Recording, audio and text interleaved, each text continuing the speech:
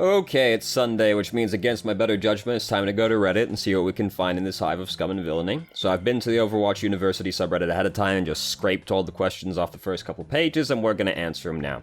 Why is Dragon Ball FighterZ playing in the background for talking about Overwatch? Because let's be honest, it's a better game than Overwatch is, okay? And if you're wondering which side I'm on, just look for whichever side started with Android 21. So the first question is, how the hell do I deal with Reaper most effectively as a tank/off-tank main?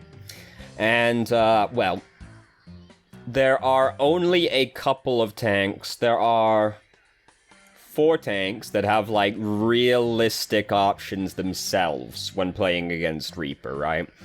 So we got pretty much Orisa, D.Va, Zarya, and Roadhog, and you might notice only one of these is a main tank, being Orisa.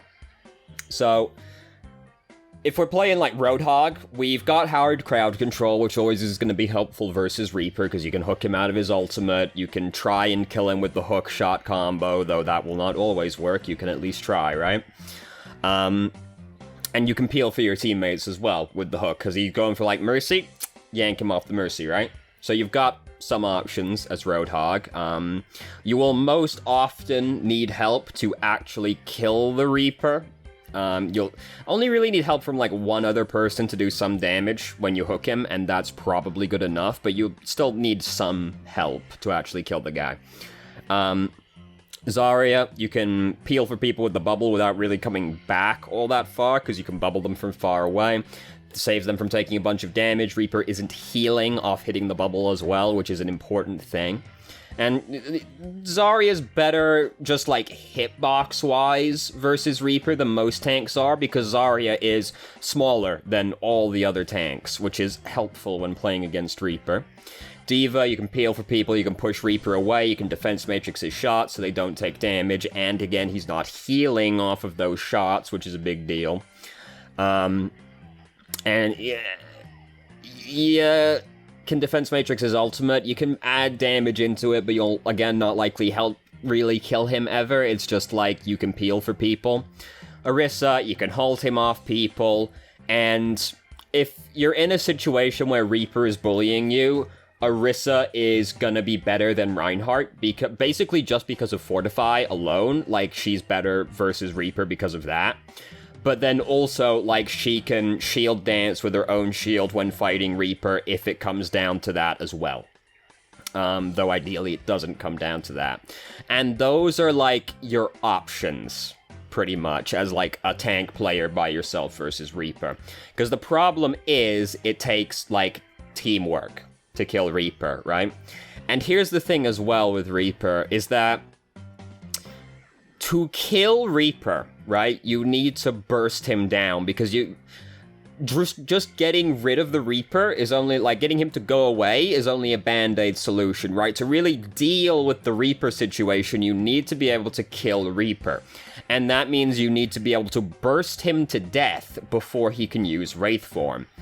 And so you're gonna need crowd control to do that, basically. Like, you will need to stun the man. So, like, a lot of the time, the best thing you will be able to do as a tank player is ask your off healer to change to Bridget, or one of your DPS to change to McCree, because they can both stun him, which is a big deal, because if he's stunned, it's way easier to burst him to death. No, Mei doesn't count, even though she has hard crowd control, because it's not instant, right? He can Wraith still before it kicks in.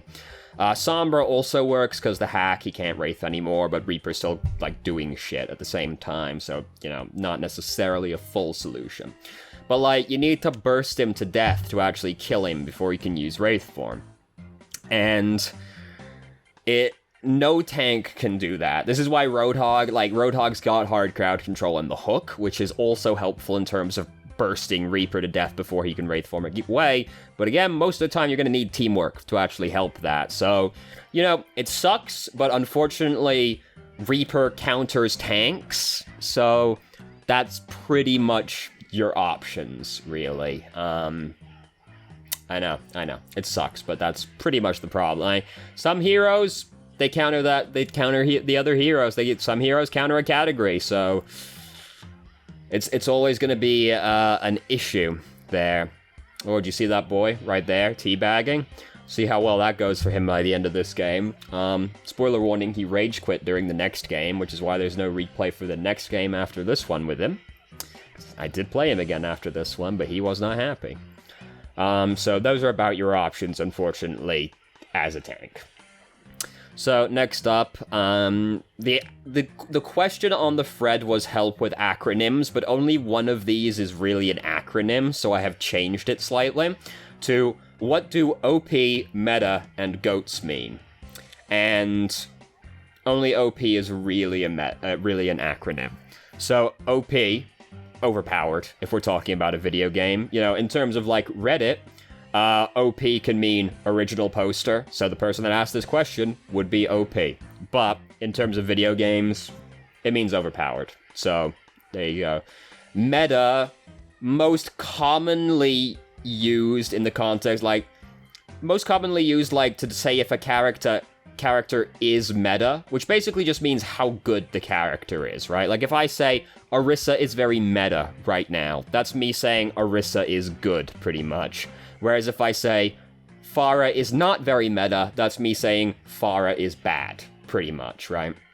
Meta, broadly, can just mean, like, game knowledge, pretty much. Like, it can mean a lot of things, but it basically just means, like, game knowledge. But in terms of Overwatch, it is most commonly used in terms of, like, how good a character is, pretty much. How meta they are. And goats used to refer to a specific team composition, like a specific combination of heroes, but the meaning has expanded out at this point to just be any 3-tank, 3-healer composition. So again, OP, the only, like, real acronym. So there you go. A free question, how nice. Next up is, should I enjoy the game or flex? Which is a very direct way of saying I don't like flexing, isn't it? And the short answer is, like, it's a video game, dude.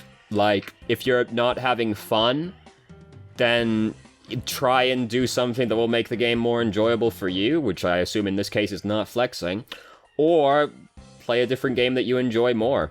It'll kind of depend what you want to get out of the game, right? Like, if you want to climb as high as you can, you are inevitably going to have to spend some time flexing.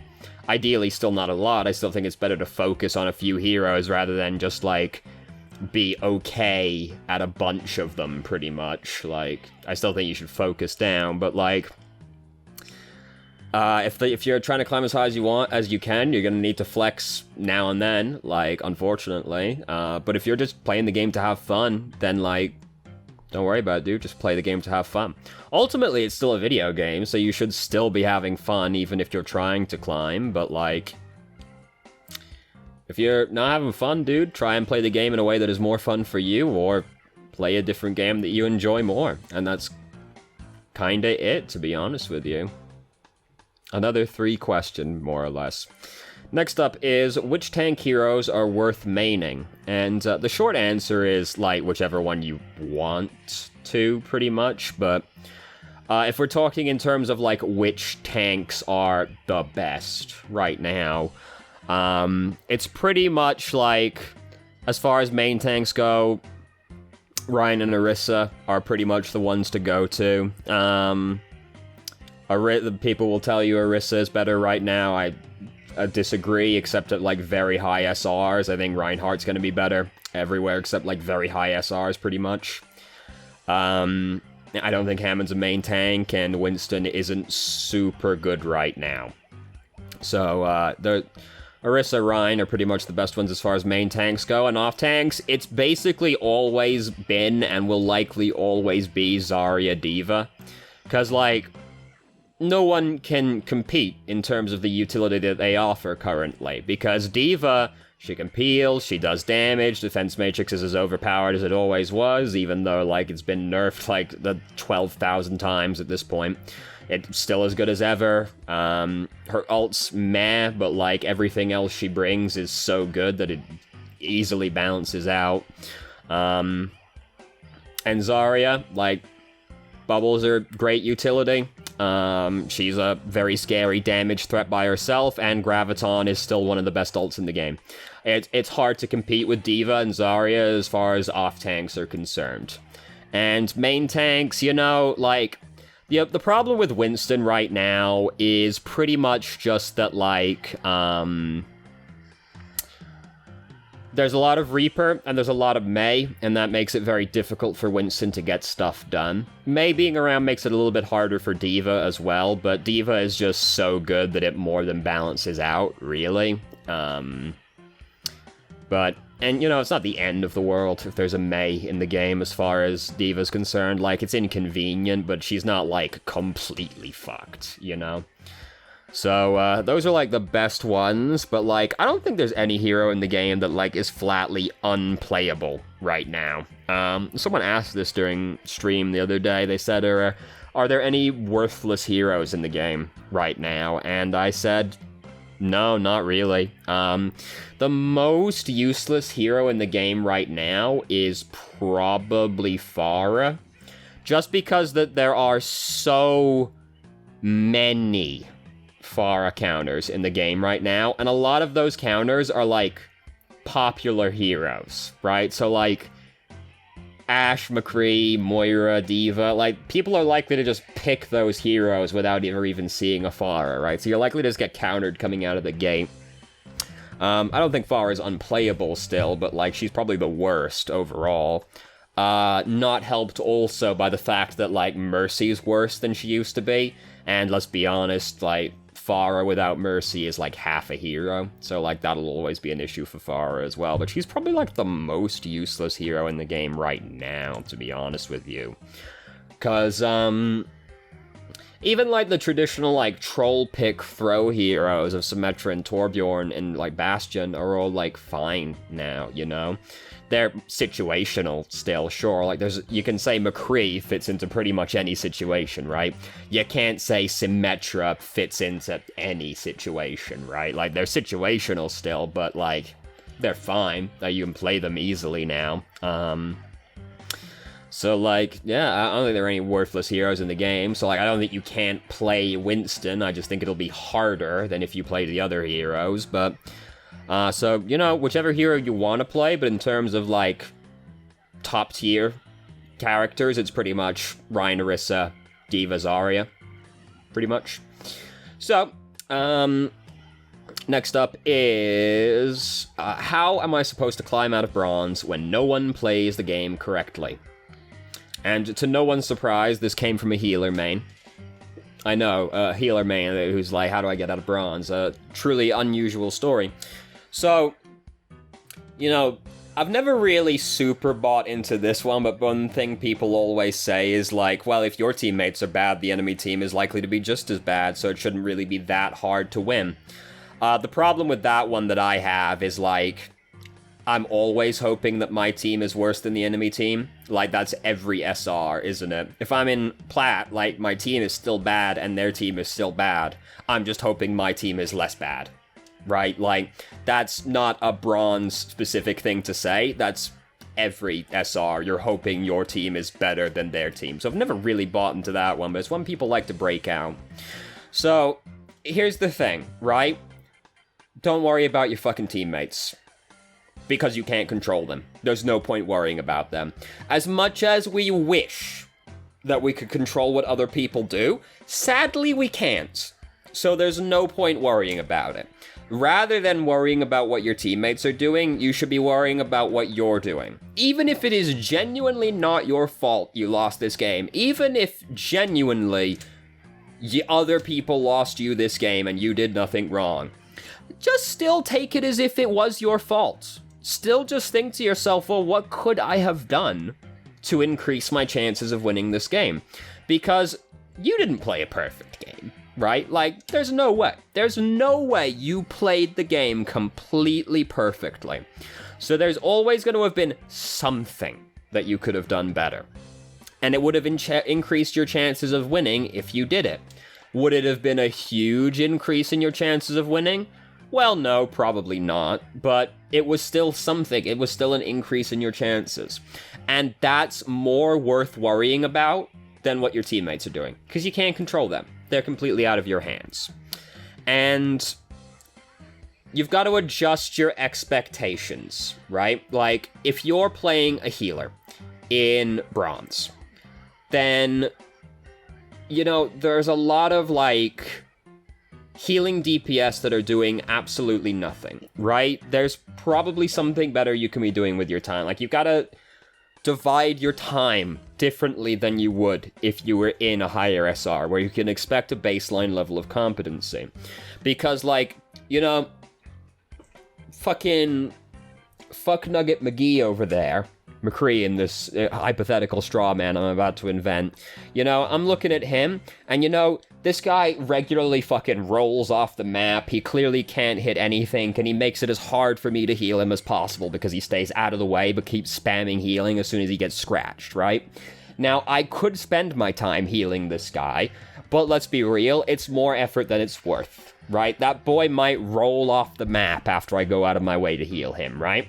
Instead, right, I look over there and I see Genji fighting somebody, and, you know, that Genji might not be the best Genji ever, he might not be Seagull, but, you know, I've seen him kill a couple people. So it is a better use of my time to help Genji win that 1v1, 1v2 that he's in, than going out of my way to heal fuck Nugget McGee, who I know is worthless, right? Like, that's a more productive use of my time.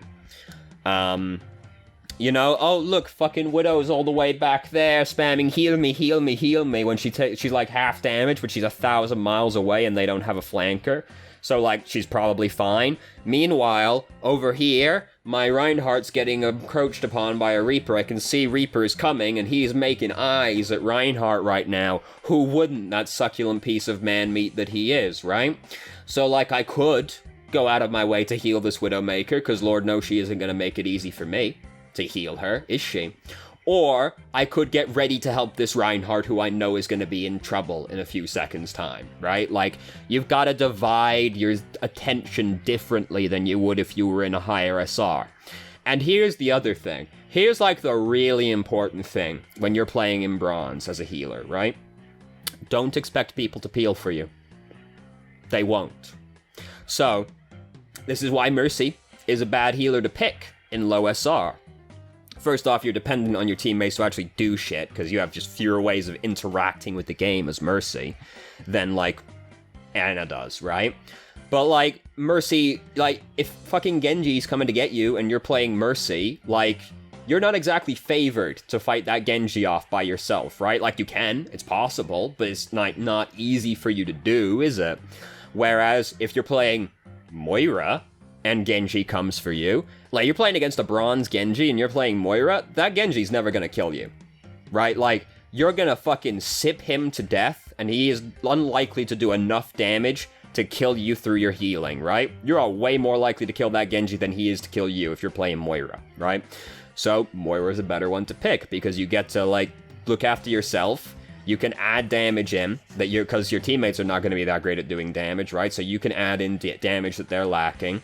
You are very independent, you don't need teammates to help keep you alive, and it is easier for you to heal people through shit that they would otherwise likely die from, as, like, Moira, right?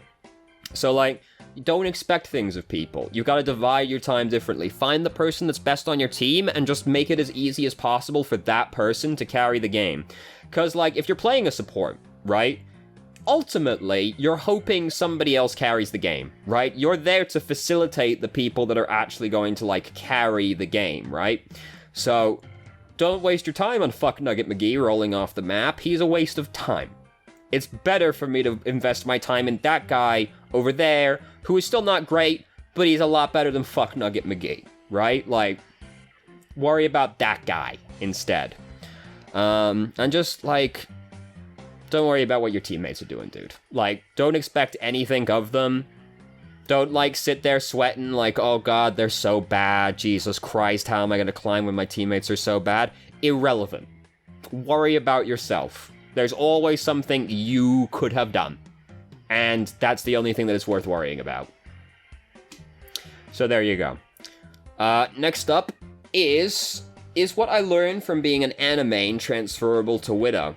So, like, literally the only overlap between Widowmaker and Ana is they have a scoped weapon. That's it. Like, there's no other overlap between Widowmaker and Ana, because they don't aim the same way, right? Like, Widowmaker is trying to land headshots on people to kill them, whereas Ana is just trying to hit people to heal them, right? Like, you will not have the right kind of muscle memory built up to just transfer your aim over to Widow, because Widow aims differently to Ana. Even, like, Ashe and Widow aim differently to each other, right? Like, even they do not feel the same. You still need to build muscle memory for both of those characters separately. There's more overlap between, like, Widow and Ashe than there is for Ana and Widowmaker, but, like, even so, like, they still don't transfer 100%. And then, like, Widow doesn't have to worry about, like, cooldown management, and, like, cooldown management is the biggest skill for an Ana player. Like, cooldown management is massive for Ana, whereas Widow doesn't really have to worry about cooldown management other than put my mind down at some point and, make sure I don't use my grappling hook stupidly, because they'll come and kill me while my grappling hook is on cooldown, right? Like, that's it. So no, there's very little overlap between Widow and Ana, even though, like, you know, oh, but they're it's the sniper. It is the sniper. They are both snipers, but they're in no way worrying about the same things. They don't aim the same way. It's not the same thing, so no, there's not really a whole lot of overlap in between those two characters. There's more overlap between, like, Ana and McCree than there is with Ana and Widowmaker, even though they're both snipers, right? So, there you go. Another free question, what a good day. Next up is, why do people say for Doomfist players to use Seismic Slam and Uppercut to get kills instead of using Rocket Punch? And there's a couple of things to it.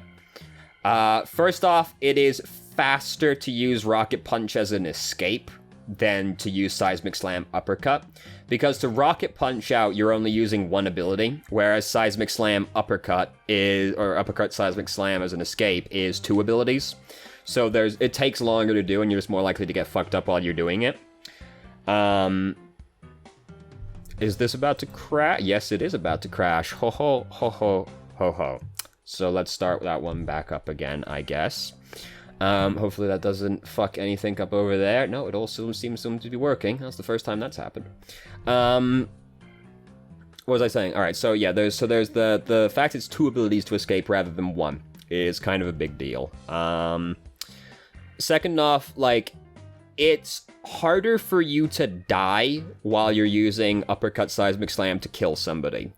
Because, you know, you've Seismic Slammed him and you uppercut the person. So you went in, but then you immediately went up. So now everybody has to aim up at you, and you've restricted the options for the person that you've uppercut as well. Because when you're uppercut, you don't have free range over your movement, right? Like, you're stuck in the up-down motion right there, unless you have a movement ability. But you are probably going for Ana or Zenyatta, aren't you? Let's be honest now, you dirty, degenerate Doomfist player. You're not going for the Genji, are you? You're bullying the Ana, that poor little old lady. What did she ever do to you? That's what's actually happening. So, you just restrict Ana's options because she doesn't have free range of movement. And then you can just use the Rocket Punch to get out. And it's like, Rocket Punch is just, like, really hard to actually kill people with, surprisingly, because, like, it's a pretty small hitbox for it, actually, and, like, they have to hit the wall. And sometimes, even if they hit the wall, I'm about to start playing the fucking game, Jesus Christ, even if they hit the wall, there's, like, no guarantee they actually, like, hit the wall, you know? We've all seen them, like, slide down it. They fixed that a little bit, but it's still kind of that way. So, like, you know, there's a few different things that go into it, but, like, the big ones are, like, it's 2 abilities to get out versus 1, and it, like, makes it harder for you to get killed while you're going for the guy, and you restrict the guy's options because they are stuck in the up-down unless they have a movement ability, which is not who you're trying to kill. So, those are the main reasons, really. You will still see Doomfist players try and use the Rocket Punch to get a kill and then use Uppercut Seismic Slam to get away. And I'm not a Doomfist player, so, you know, this is just, like, my interpretation of the things I've seen. It mostly seems to depend on, like, the spacing that you would get on it. Like, sometimes, like, uppercut seismic slam doesn't get you as far as Rocket Fist will, most of the time, right? But sometimes it will. Sometimes it'll get you further, depending on, like, the elevation that you're at, or just, like, the distance from, like, your front line to their front line, right? But uppercut seismic slam is less far than rocket punch is, but sometimes the spacing works out that they're more or less the same, and it seems like that's the situations where they're more likely to go for the, rocket punch kill, but, like, those are the main reasons that people will say that. The big one for me is, like, the 2 abilities versus 1 for an escape is just, like, less helpful. It's also just, like, straight line in and out, so it's, like, the easiest one to use as an escape as well, right? Like, you know, Genji's dash, essentially, just with a bit more wind-up to it. Just, like, straight in, straight out. It's just an easier escape ability, like, because of that reason. So, there you go. Those are pretty much the reasons. And next up, and this is actually the last question for this week, is, if you've lost the Shield Warrior's Rhine during a fight, what do you do? And that sort of depends on, like, how during the fight it is, right? Because most of the time, the way I see people, like, lose the Shield Warrior's Reinhardt is it's usually pretty soon, honestly. Like, it's usually, like, they haven't even fully engaged the fight yet, and their shield is low and about to break at this point. And if that's the case, just back out and wait for your shield to regenerate. Don't keep committing to the fight once your shield is breaking, right? Like, there is nothing wrong with doing nothing, right? Like, you want to be doing something, obviously, but, like, if you can't do anything productive at that time, or anything with a high likelihood of working, you're better off waiting for a better opportunity. So, like, if you were about to engage a fight, or you're trying to get through this choke point, and you're losing the shield war, back out and wait until your shield's regenerated, and try again. There's nothing wrong with waiting a little bit of extra time, right? Like, you've got time. Sometimes you won't have time, but, like, then you're just trying to, like, rush to the point, so, you know, but, like, over the course of a game, you got time, dude. Like, just play it cool, wait for your shield, and then try again. If it breaks, like, fully during a fight, like, a fight has been committed to, there's no backing out at this point, we're fighting them, then it kind of depends on what's going on. Because what it'll largely matter is if there's another Reinhardt.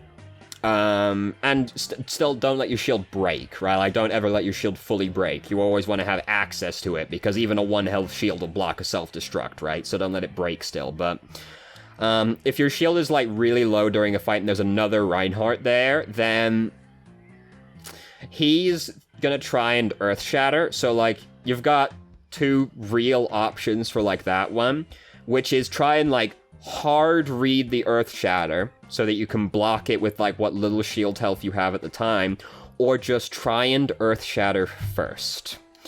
Because I have been in situations where, like, I've fucked up and my shield's broke or it's about to break and there's another Reinhardt there, and I've just been like, well, fuck, I've got to get it out first. I've got to do it first now, because if I do it second, I might not get to do it second, right? Like, if my shield's broke, I might not get to be the one that Earth Shatters twice. My team might just die. So, like, I've gotta do it first. So you just take whatever you can get at the time. Like, even if it's not great, like, in that kind of situation, getting it out before the other Reinhardt will be more important, mostly. Like, still don't just, like, Earth Shatter, like, one dude off in Narnia, like, after you've definitely lost the fight, right? But those are your 2, like, options if there's another Reinhardt. If there's no Reinhardt, it's not that bad. Really? Because, like, That's the main punishment for having your shield broken, is that the other Reinhardt gets a free Earth Shatter, don't let it break, but like that's the main penalty for having like your shield really low, is it makes it mad easy for the other Reinhardt player. But if there's no Reinhardt, then that's not a concern. At that point, you're just going to be doing less, like, you're not going to be able to block as much damage. It'll be harder for you to block, like, other ultimates, like Tac Visor or Deadeye, if they happen, right? So, that'll be a problem. But, if there's no Reinhardt, it's not as big of a deal as if there is a Reinhardt. So if, like, but if you lost the Shield War, as it implies, right, there's another Reinhardt, because that's the Shield War, you're playing it versus the other Reinhardt. But if there's no Reinhardt, then just, like, try and keep the shield down and, like, let it regenerate, right, during the fight. Don't, like, put it up for no reason. Let it regenerate up a little bit of health during the fight. Or, like, back out as much as you can, kind of, like, get some cover, let it regenerate a little bit, and then go back out there, right? Like, not always super viable, depending on the fight, but that's an option. But it's one of those situations where, like, the best thing you can do is, like, try not to be in that situation to begin with, right? Like, if you're in a situation, or you're in a situation fairly reliably where you're losing the shield war, rather than worrying about, like, what to do in that situation, which is, like, you do want to know what to do in that situation, because you'll never be able to avoid it 100% of the time, but don't fixate too much on that, and instead, like, worry about what you could have done to avoid being in that situation to begin with. Because there's probably something, and that's the better starting point, right?